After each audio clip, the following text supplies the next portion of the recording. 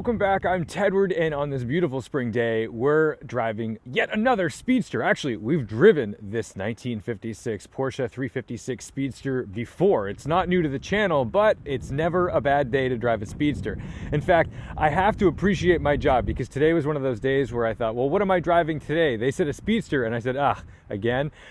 I figure if the worst of your day is realizing you get to go out in a beautiful example of another Porsche 356 Speedster, well, the job is good. So I'm in a good mood because I'm just going to go out and enjoy my Friday blasting around some roads in this thing. So just a reminder of what this is actually Steve Serio's car. He's owned this for a long time. I think he sold it, bought it back, may be selling it again. The last time it was on Bring a Trailer, it bid up to $435,000. And I can't remember if it didn't meet reserve or if he just pulled it. Sometimes it's unclear. He clearly loves this car because he's driven it across the country twice. In fact, when he bought it, the car was white. It was all peeling and aging, so he painted it in slate gray. And in slate gray, this actually matches his 992 Sport Classic, which is also going to be up on the chopping block on Bring a Trailer very shortly. Now, this car is mostly original. However, it does have some fun hot roddy pieces to it. It's got a Will Hoyt sway bar. It's got a upgraded, I suppose you could say upgraded, 1600 Super 90 engine out of a 1960 356B, and then it was rebuilt. So actually, I think this one might have a hot cam in it. It seems a little more aggressive, but it also has this killer Abarth exhaust on it. These little pea shooter guys are so cute, and it's funny because it's a small car, so despite those being tiny little pipes, they actually fit the vehicle quite well. The quad tips look incredible. These perfect beehive taillights. These are my favorite taillights on a 356. That's why I love 356As so much. And down here, you can see our great little air-cooled flat 4 doing all the work for us. So not some crazy Will Hoyt hot rod, but still pretty darn impressive to drive and play with. And this, you guys got to understand, this is why these things hold value. They are so pure and enjoyable to drive. Yes, they're the genesis of Porsche because this is what started it all. They also just feel right. And there's really no way to replicate the feeling of these cars. You can build maybe a Beck Speedster and all that kind of stuff. You get pretty close for sure, but something about a genuine 356 feels incredible. And the Speedster is probably my favorite variant because it's not simply a convertible. It's got the chopped windshield. These have a real personality. These were California cars. Max Hoffman commissioned these to be made and brought over to the United States in order to kind of capture that California vibe. These are cars that James Dean would have been driving, Steve McQueen would have been racing. And they're solid. They may seem like, oh, the bathtub Porsche that Charlie drove in Top Gun, but I gotta tell you, there's a lot more to them, and they are a blast to drive. There's a reason why people collect these. There's a reason why you see these out on the road, actually. This one also has an upgraded 80-liter fuel tank. So that's 21 gallons. Think about this. I get in my Honda Civic Type R with fuel economy somewhere between 27 and 30 miles per gallon, and it has like an 11 or 12 gallon tank. This little Speedster has a 21 gallon fuel tank. Now, I don't really know what its fuel economy is, but that's a heck of a range, and I like to see it. So let's close it up and take it out for a little drive. Because like I said, you can watch maybe more details on this car from a prior video that I did, but today's just about going out and enjoying it. Just as a heads up, this one still has the drum brakes, has not been upgraded to the discs, doesn't really warrant it just because it's not 150, 170 horsepower Will Hoyt. So these are going to do us just fine. We've got the Rudge knockoffs. These are from a later car, I think 1960, so they're not original to this vehicle. And thankfully, Pirelli, Vredestein, there's all these companies that make rubber for vintage classics. So you've got a 185 section tire on this 15-inch wheel. Not the easiest stuff to find out in the world. And actually, it's so wild that you can go ahead and have somebody custom build basically anything and everything. You get a machine shop, you get a fabricator, all kinds of cool stuff. But man, if you don't have a tire that's going to fit the car, that can be a real deal breaker. Let's put the plate on the back of this because let's see, what do we got? Where is it? Where did I put that? There it is. Okay. You guys are getting the full experience of me today. Oh, I love this red interior.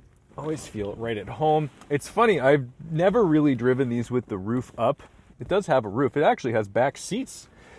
I cannot imagine using them. When the roof is up, you feel like a little hunched over. This one actually has a gorgeous hardtop that Steve puts on the car, and I think is just the meanest looking thing. But I gotta tell you, it's gotta destroy the visibility out of this. So I do prefer, obviously, driving this top down. All right. This shift knob, original. Look at all the patina. You can't recreate that. That's just years of use. And this car, let's see, odometer's indicating 13,145 miles. Crazy floor-mounted pedals. It looks crazy. They don't feel crazy. I'm pretty used to it.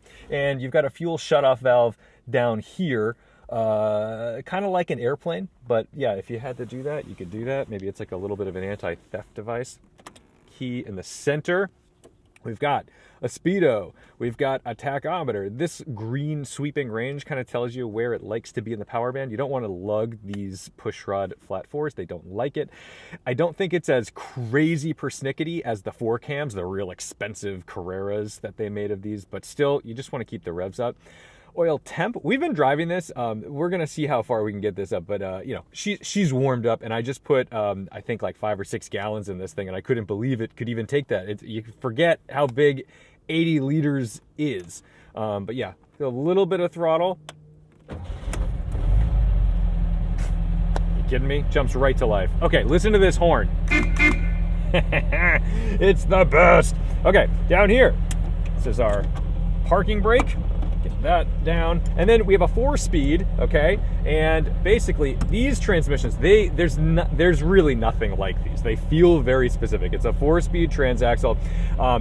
Reverse is a push. There's a lockout, so you push it down and go back over next to first, but otherwise when you push into these gears, you kind of got to push like through what feels like a little bit of a detent, and then it just kind of clicks in, so you always get a nice positive shift. It's just a far shift. It's quite a throw in these things. So I've got my trusty earmuffs because we've got the binaural audio mics in my ears, and if it gets too windy, we're gonna pop those on. Some of you guys are like, oh, what a wuss, he needs earmuffs. It's like, nah, dude, if you don't want to listen to wind noise all video, you want to hear the sweet, juicy sounds of this thing, well, the earmuffs are the way to go.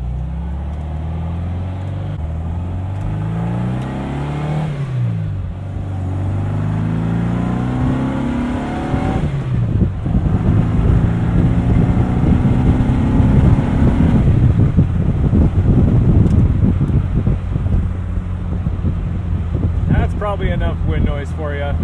We'll throw the wind blocker earmuffs on.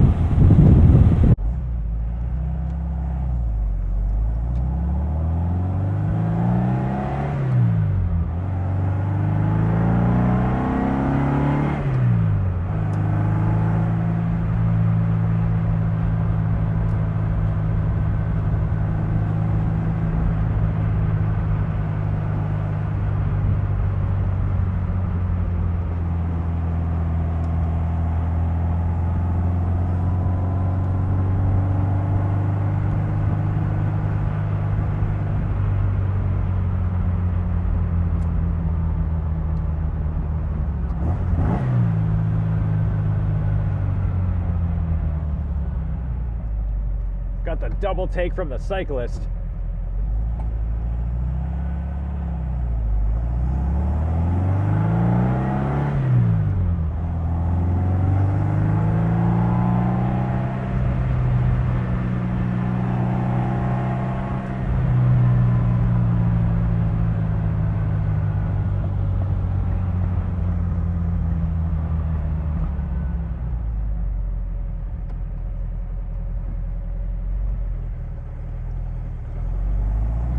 Love how much ground clearance these things have.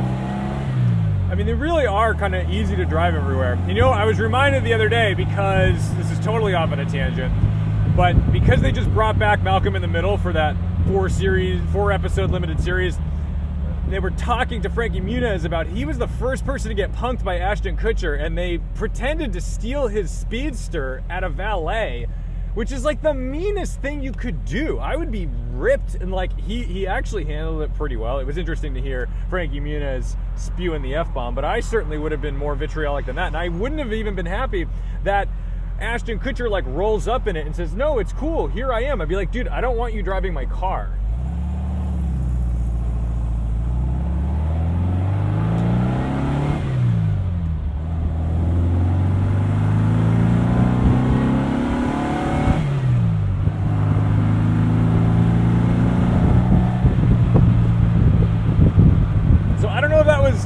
Before or after Dude, Where's My Car? But yeah, like, Dude, Where's My Car? And then I would have been like, this isn't funny. I did not have a good time while you took my Speedster out somewhere in LA and hid it from me.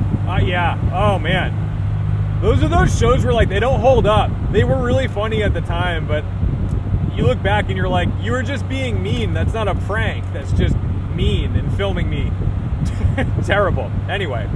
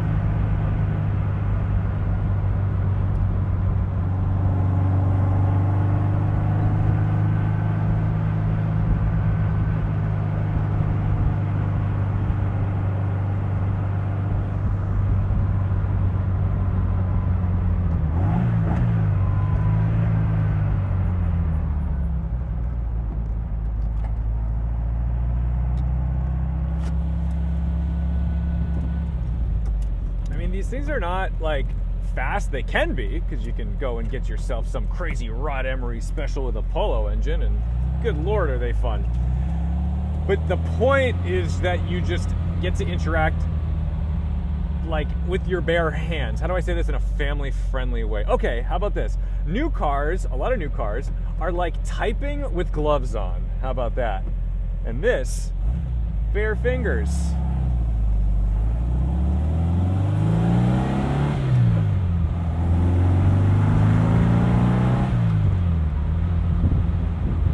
I've already met people today fueling this up and just driving. You stop at a red light and like people want to take pictures of it. They want to talk to you. They want to ask questions. And like these girls, these young women were like, "Hey, I love your Porsche 356." And I was like, yes, people get this.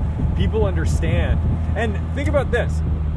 For a long time, a really long time, the 356 would have been the most common Porsche on the road. And now it's probably a Macan. It's like no shade to the Macan, but come on. Hopefully you see me. Thank you. It'd be a big mistake to get in an accident with a septic truck. In a Speedster, no less. Oh no, top down, devastating. Detour. We're gonna go this way.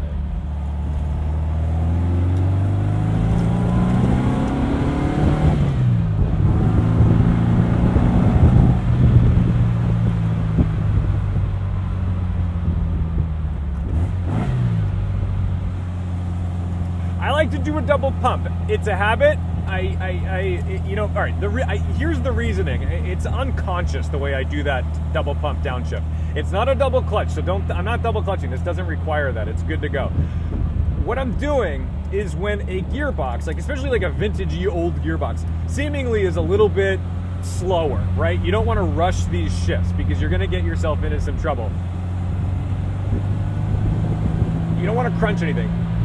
I'll go for the rev match, but then by the time I've actually got it in the gear, I've kind of lost the revs. So I just give it a double pump, get the revs back where they need to be.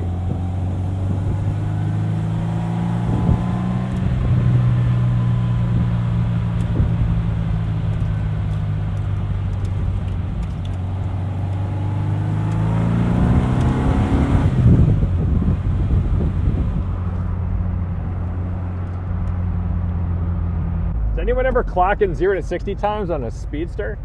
We're not going to go crazy, but I don't know if we'll hit it by the stop sign.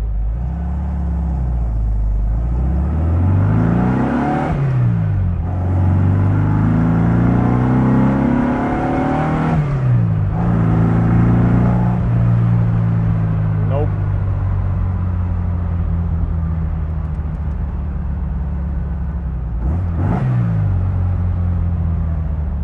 What are you doing? You okay?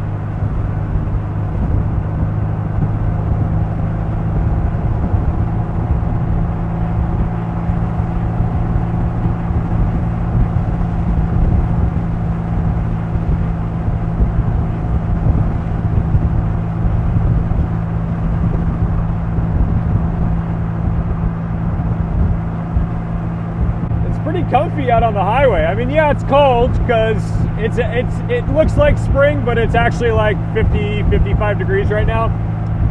So I would prefer to be wearing a jacket. I do that for audio. Sometimes if I wear my jacket, these little guys, these wires, they'll hit the zippers and make noise. So it's all for you. It's all for the audio.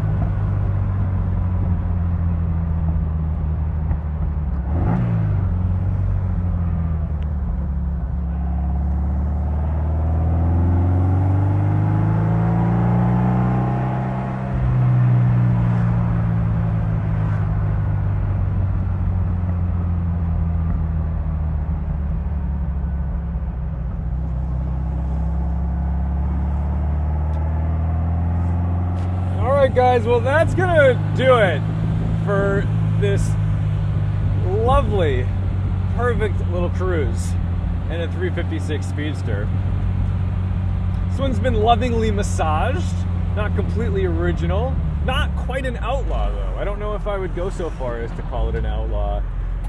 I think we'll do this. I think this car is tastefully modified to make it easier and more entertaining and probably safer to drive in the modern era. So anyway, I appreciate you guys coming out for a drive with me. I appreciate that you guys still appreciate 356 Speedster, because if you're not new to the channel, you've seen a lot of these on the channel. You've even seen this one. If you are new to the channel, then welcome. This is a familiar driving experience right here on Tedward Drive. So anyway, thanks to Bond Group for tossing me the keys. Thank you guys so much for watching, liking, commenting, and subscribing.